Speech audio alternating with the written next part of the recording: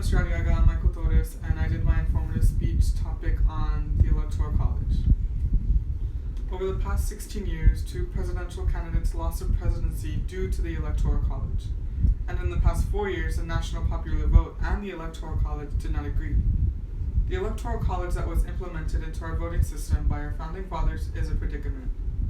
Is the Electoral College selection for the President of the United States outdated? Should election by the majority of the popular vote be the method of electing the President of the United States? What I need to inform our country about is the unfairness of our country's voting system.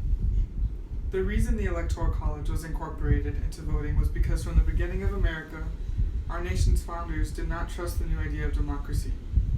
According to Alexander Hamilton, the Electoral College was incorporated into the voting system to prevent the future President of the United States to be sworn into office who is seen as undeserving or not having the qualities as America's next president. The Electoral College was not just for fairness of the presidential candidates. The Electoral College was also put into place to prevent women from voting and to count 3/5 of the vote for every male African American who votes. Today, the United States has the 14th and 19th Amendments, allowing African Americans and women the right to vote. Because the Electoral College goes as far back as slavery and not allowing women to vote, the Electoral College is not as necessary as it once was. The majority of the popular vote should be the method of electing.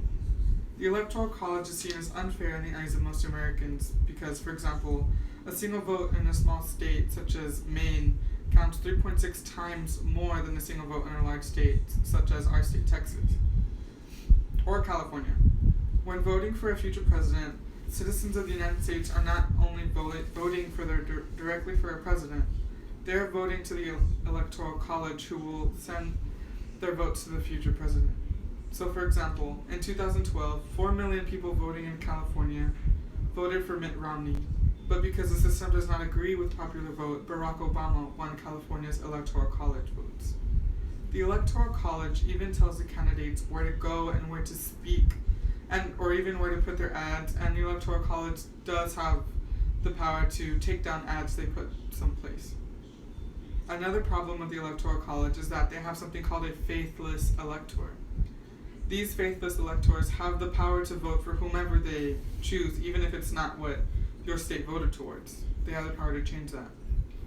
A total of 11 states and the District of Columbia found a solution to the Electoral College predicament. This agreement entails that electors vote for winners of the national popular vote. For example, in Texas, if more people voted for Hillary Clinton in this past election, then the Electoral College in Texas would vote in Hillary Clinton's favor.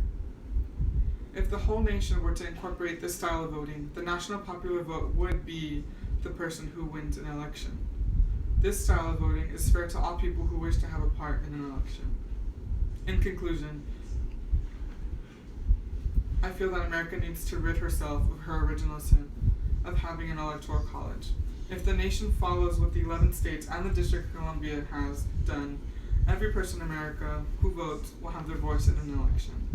So now there's this PowerPoint to recap on what the Electoral College really is. So what is an Electoral College? The Electoral College is a group of 538 electors that cast vote for President and Vice President of the United States. Why do we have an Electoral College? Our founding fathers did not trust this new idea of democracy. To prevent the future President of the United States to be sworn into office, who was seen as undeserving or not having the qualities as America's next president. The Electoral College prevented women from voting, and even it was there to only count 3/5 of the vote for every African American male who chose to vote. Is the Electoral College outdated? Yes, it's old. The Electoral College is very outdated. It goes as back as our founding fathers not allowing women to vote and even slavery. Now the United States has the 14th and 19th Amendments allowing African Americans and women to vote. Why is the Electoral College unfair? Well, a single vote from a person in a small state accounts 3.6 times more than a person in a big state. People aren't voting for a president, they are voting for the Electoral College representatives. The Electoral College tells the president candidates what to do, basically. They have faithless electors, people who are supposed to vote for one president but change their mind in the end just because they have the power to do so. Is there a solution to this unfairness? Yes, there is. There is a solution. It's the agreement called the National Popular Vote Interstate Compact. This agreement means that the Electoral College votes for the National Popular Vote. The National Popular Vote Interstate Compact. What is this? 11 states and the District of Columbia implemented this into their voting system. Now, if their citizens vote more for this person than that person, the more popular person will receive the Electoral College votes.